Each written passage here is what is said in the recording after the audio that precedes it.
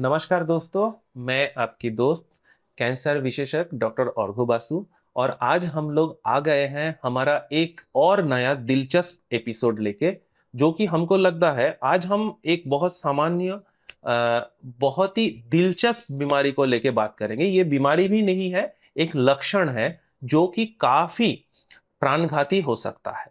तो इसके ऊपर हम लोग आज चर्चा करने वाले हैं और आशा रखता हूं कि ये आप लोगों को भी काफी अच्छा लगेगा। तो आइए आगे चलते हैं, देख लेते हैं। आज हमारा सब्जेक्ट है ऋतु बंद हो जाने के बाद भी अगर आपका रक्तपात हो रहा है, यानी मेनोपॉज के बाद भी अगर आपको ब्लीडिंग हो रहा है, तो क्या ये शंका का कारण हो सकता है? क्या ये जानलेवा बीमारी हो सकता है? अगर हो सकता है तो इसका उपचार क्या है और कैसे हम लोग आगे बढ़ेंगे?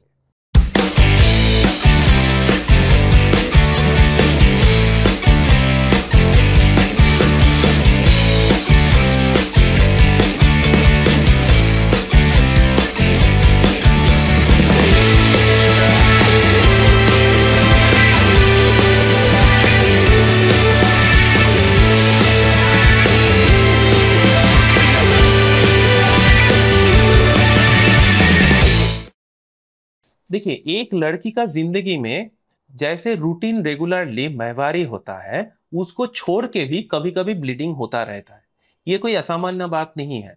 लेकिन ये चिंता का बात तब हो जाता है जब ये ब्लीडिंग, माहवारी को छोड़ के भी जो ब्लीडिंग हो रहा है, वो अचानक without any preparation, without any date कभी कभी हो जा रहा है। और रेगुलरली हस्बैंड के साथ रहने के बाद या हर महीना कंटिन्यूअसली ये हो रहा है, मेडिसिन लेने के बाद भी ये ठीक नहीं हो रहा है, और बार बार जांच कराने के बाद भी आपको कुछ पता नहीं चल रहा है, तब ये शंका की कारण हो सकता है। अब देखिए, लड़कियों का एज ग्रुप में हम लोग मोटा मोटा दो डिवीजन कर सकते हैं। एक है प्री मेनोपॉजल, यानी जिनका ऋतु या मासिक चल रहा है, और पोस्ट मेनोपॉजल, यानी जिसका ऋतु बंद हो गया है, जिनका माहवारी बंद हो गया है, जो ज्यादातर 40 से 40 to 45 ईयर्स के बीच में होता रहता है। हमारे देश में जितना औरत की मौत कैंसर की वजह से हो रहा है या होता है, उसमें कम से कम 30 से 40% पेशेंट का मौत गायनेकोलॉजिकल कैंसर से होता है। और ये गायनेकोलॉजिकल कैंसर में मोटा मोटा 4 ऐसे कैंसर्स है जो हम लोग रूटीन हमारे डे टू डे प्रैक्टिस में देखते हैं। इसमें आता है क्या? पहला नंबर है सीए ओवरी, यानी डिंबाशय का कैंसर। दूसरा है सीए सर्विक्स, यानी जरायु मुंह का कैंसर। तीसरा है इंडोमेट्रियल कैंसर, यानी बच्चेदानी का कैंसर। और चौथा है भलभल कैंसर, यानी पेशाब के जगह के पास में जो कैंसर होता है, वल्वा में और वेजाइना में जो कैंसर होता है। तो ये 4 मोटा मोटा कैंसर का, गायनेकोलॉजिकल कैंसर, ये चारों किस्म का होता है। इसमें देखिए, जो ओवरियन कैंसर है, इसमें ब्लीडिंग नहीं होता है। इसके साथ माहवारी या माहवारी को छोड़ के ब्लीडिंग, खून निकालना, रक्तपात नहीं होता है। तो इसलिए आज हम सीए ओवरी को लेके बहुत ज्यादा माथापेची नहीं करेंगे। लेकिन बाकी जो और 3 एंटिटी रह गया, यानी सर्वाइकल कैंसर, इंडोमेट्रियल कैंसर और भलभल कैंसर, ये 3 कैंसर ब्लीडिंग के साथ जुड़ा हुआ है। ये ब्लीडिंग मासिक को छोड़ के 2 मासिक के बीच में हो सकता है, अचानक से हो सकता है, हस्बैंड के साथ रिलेशन होने के बाद भी हो सकता है।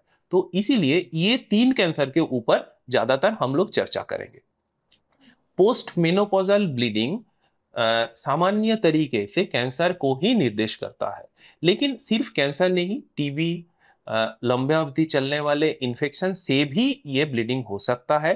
लेकिन ज्यादातर 80 to 90% केस में ये कैंसर को ही निर्देश करता है। अब ये कैंसर भी क्या क्या हो सकता है, देखिए। सर्वाइकल कैंसर, यानी जरायु मुंह का जो कैंसर है, इससे ज्यादातर हस्बैंड के साथ रिलेशन के बाद ब्लीडिंग होता है, जिसको हम लोग चिकित्सकीय परिभाषा में पोस्ट कॉइटल ब्लीडिंग बोलते हैं।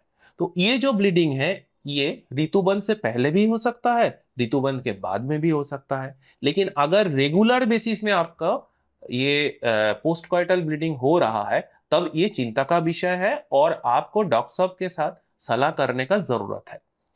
इंडोमेट्रियल कैंसर में वो कैंसर बच्चेदानी के अंदर में छुपा हुआ रहता है। इसके साथ हस्बैंड के साथ रिलेशन का कोई संबंध नहीं रहता है, बल्कि ये अचानक बीच बीच में दो माहवारी के बीच में ब्लीडिंग कराता है। नहीं तो जिनका ऋतुबंध हो गया है उनका अचानक से 2 दिन, 3 दिन, 5 दिन, 7 दिन करके ब्लीडिंग होने का संभावना दर्शाता है।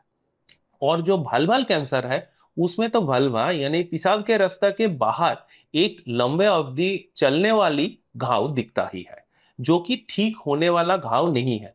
मतलब 1 महीना, 2 महीना, 3 महीना, 6 महीना से पेशाब के रास्ते के आसपास में आपको घाव दिख रहा है, आप एंटीबायोटिक ले रहे हैं, आप ड्रेसिंग करा रहे हैं, आप मलहम लगा रहे हैं, लेकिन वो घाव ठीक नहीं हो रहा है, जिससे बीच बीच में ब्लीडिंग होता ही जा रहा है। तो ये भलभल कैंसर हो गया। अभी इस बीमारी को आप डायग्नोसिस कैसे करिएगा? देखिए, जो भलभल कैंसर है उसमें तो आपको एक घाव आंखों के सामने दिख ही रहा है। तो इसमें अगर आपको घाव दिख रहा है, तत्काल डॉक्टर साहब के पास जाइए, उससे एक बायोप्सी कराइए। बायोप्सी से आपका दूध का दूध और पानी का पानी हो जाएगा और आपको समझ में आ जाएगा कि ये कैंसर है कि टीबी है कि दूसरा किसी तरीके का इन्फेक्शन है। अब बचा और दो एंटिटी, यानी सर्वाइकल कैंसर और एंडोमेट्रियल कैंसर। सर्वाइकल कैंसर यानी जराये मुंह का कैंसर, इसको हम लोग क्लिनिकल एग्जामिनेशन से भी डायग्नोसिस कर सकते हैं। कैसे? जो हम लोग सिम स्पेकुलम या कास्को स्पेकुलम के द्वारा ओपीडी में पेशेंट को वेजाइना से जो चेकअप करते हैं, वो चेकअप में जराये मुंह यानी सर्विक्स में आपको एक इरेगुलर ग्रोथ दिख जाएगा। तो जो बाहर से देखना पॉसिबल है ओपीडी में, कोई टेस्ट के बिना ही, और अगर दिख जाता है तो वहां से हम लोग बायोप्सी कर लेते हैं, जिससे कैंसर है या नहीं है हम लोगों को पता चल जाता है।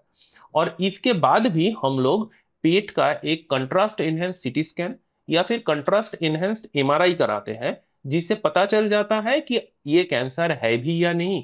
अगर कैंसर है तो पेट के अंदरूनी हिस्से में कहाँ कहाँ फैला है और इसका उपचार कैसे होगा, पहले केमो देंगे कि पहले रेडिएशन देंगे कि पहले सर्जरी करेंगे, इसका डिसीजन ये सारे रिपोर्ट के मुताबिक होता है। एंडोमेट्रियल कैंसर पेट का एकदम अंदरूनी हिस्से में बच्चेदानी के अंदर में रहता है, इसीलिए वो बाहर कोई क्लिनिकल टेस्ट, कोई क्लिनिकल एग्जामिनेशन या स्पेकुलम एग्जामिनेशन से हम लोग डायग्नोसिस नहीं कर सकते हैं। इसको डायग्नोसिस करने के लिए आपको कंट्रास्ट इनहेंस सीटी स्कैन या कंट्रास्ट इनहेंस्ड एमआरआई की तरह कोई ना कोई स्कैन करना ही पड़ेगा, और यही स्कैन आपको बता देगा कि ये कैंसर है भी या नहीं और कौन सा स्टेज में है, कहां कहां तक फैला है। तो ऐसे हम लोग ये कैंसर्स का, गायनेकोलॉजिकल कैंसर्स का डायग्नोसिस कर सकते हैं। अब डायग्नोसिस अगर हो गया तो उसका ट्रीटमेंट कैसे होगा? स्टेज 1, स्टेज 2, स्टेज 3 तक ये सारे कैंसर्स कंप्लीटली क्यूरेबल है। अगर कैंसर थोड़ा बड़ा हो गया है तो हम लोग पहले केमो देके, नियो एडजुवेंट केमोथेरापी इसको बोला जाता है, केमो देके कैंसर को छोटा कर लेते हैं। उसके बाद उसको ऑपरेशन करके हटाते हैं शरीर से, और उसके बाद सेकाई यानी रेडियोथेरेपी कर देते हैं। अगर बीमारी एकदम अर्ली स्टेज में है तो हम लोग पहले केमो नहीं भी दे सकते हैं, डायरेक्टली ऑपरेट कर सकते हैं।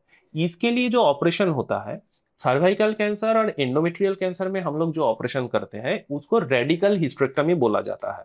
अब ये रेडिकल हिस्टेरेक्टमी में हम लोग सिर्फ बच्चेदानी को ही नहीं हटाते हैं, बल्कि बच्चेदानी के आसपास में जो अंग है, जितने गांठ में कैंसर फैल चुका है, ये सबको भी हम लोग हटा देते हैं। उसके बाद बचा आपका भलभल कैंसर। भलभल कैंसर में हम लोग पूरा भलवा यानी भजाइना को ही ऑपरेशन करके हटा देते हैं, और सिर्फ भलवा को नहीं हटाते हैं बल्कि दोनों साइड का इंगुइनल रीजियन में, ग्रॉइन के पास जितना गांठ में या लिम्फ नोड में कैंसर फैल चुका है, वो गांठ को भी हम लोग ऑपरेशन करके निकाल देते हैं। तो इसको बोला जाता है रेडिकल भाल्वेक्टमी विथ रेडिकल इंगुइनल लिम्फेडेनेक्टमी। और ये ऑपरेशन हो जाने के बाद हम लोग वो जगह को सिकाई करके पूरा स्टेराइल कर देते हैं, जला देते हैं, ताकि कैंसर पूरा निर्मूल हो जाए और फिर वापस ना आए।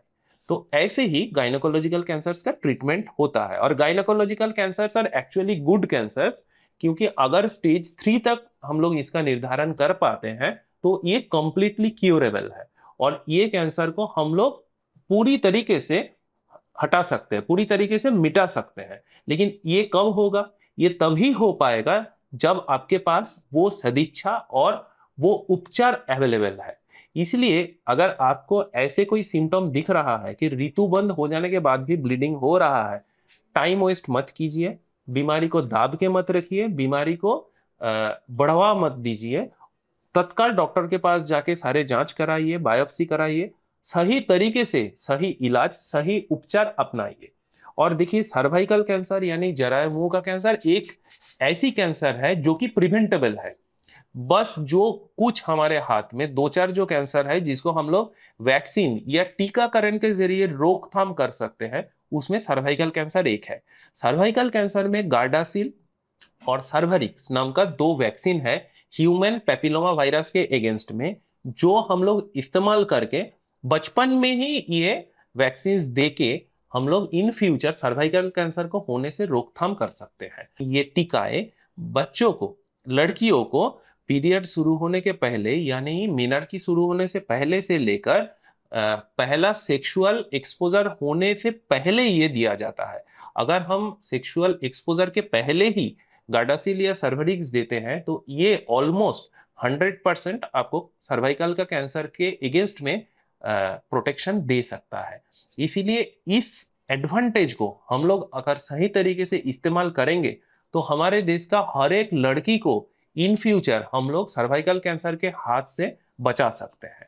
तो इसीलिए इस नॉलेज का, इस ज्ञान का फायदा उठाएं, इसको इस्तेमाल करें और दुनिया से सारे गायनेकोलॉजिकल कैंसर्स को मिटाने के लिए आइए हम लोग पाबंद हो जाए। नीचे दिए हुए मेरा डिजिटल प्लेटफॉर्म्स के हैंडल्स के जरिए आप मेरा पोस्ट्स, वीडियोस और ब्लॉग्स के साथ रेगुलर जुड़ सकते हैं। मेरा निजी सलाह या कंसल्टेशन के लिए ये नंबर से आप हमसे डायरेक्टली जुड़ सकते हैं। मेरे टीम मेंबर्स जल्द से जल्द आपसे डायरेक्टली कांटेक्ट कर लेंगे।